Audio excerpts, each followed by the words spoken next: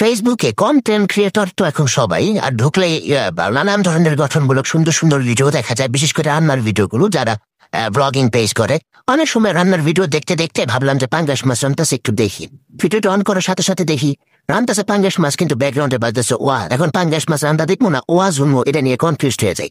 আবার ধরনের রান্তাছে বিরিয়ানি বা রুই মাছ, এর মধ্যে ব্যাকগ্রাউন্ডে বাজতেছে ভাসুর খারাপ, ননাসের ছেলে মেয়ে ননাস সহ সবাই খারাপ, ভাই সম্পত্তি দিল না, বাপ কিভাবে পর হয়ে গেল, মা আমাকে খেতে দিল না, তিনটি কথা মনে রাখবেন, শ্বশুর বাড়ির সব খারাপ, নিজের বাড়ির সব ভালো। মানে এই ধরনের উপদেশ দিতে দিতে দিতে দিতে রান্তাস না। আমি চিন্তা করি কি ভাই, মানে কোন দিকে, মানে ধ্যানটা কোন দিকে রান্ধন দেখবো নাকি উপদেশ শুনবো নলাস খারাপ, ভাসুর খারাপ, হোল বাড়ির ব্যাগতে খারাপ আর হ্যাঁ বালা।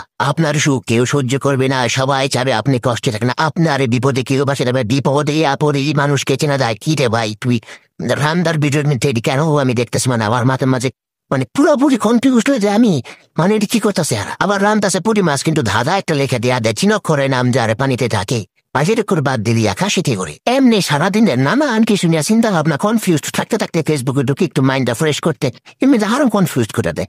পুরি মাছ রান্তে রান্তে কইতেছে বাসুর খারাপ, তিন মাছ রান্তে রান্তে কইতেছে ননাসের গোষ্ঠী টেবিলের ব্যাগ খারাপ।